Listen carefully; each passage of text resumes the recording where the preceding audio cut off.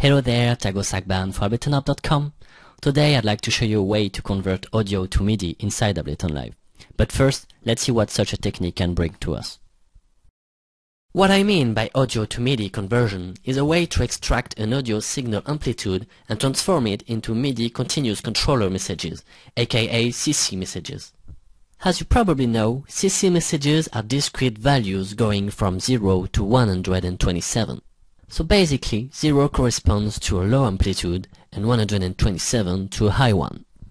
In other words, it's like resampling an audio signal in real time but with a much lower quality. To give you an example, here is an audio track, and what I did is setting Ableton Live to convert this audio amplitude into MIDI in order to control this knob here. So let's have a listen to see what it produces.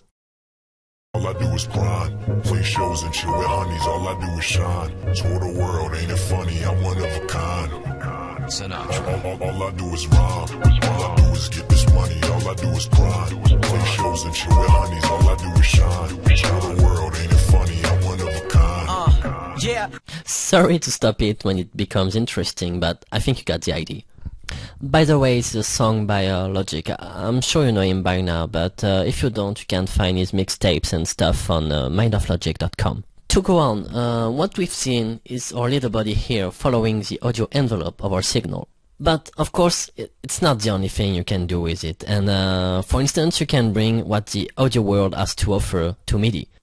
For instance, the more than famous ADSR envelope. So here on this second track I've got Simpler, which is a live device, and inside of it is a sine wave. And as you can see, you've got attack, decay, sustain and release, or ADSR envelope. So when I feed notes to Simpler, the knob is going to follow the envelope.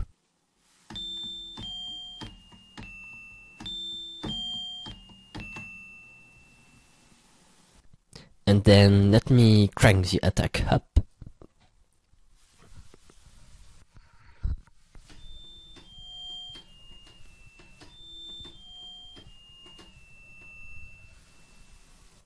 Well, of course, it's not nice to hear, and anyway, it's more of a control signal. So of course, we can make it work without hearing a sine wave.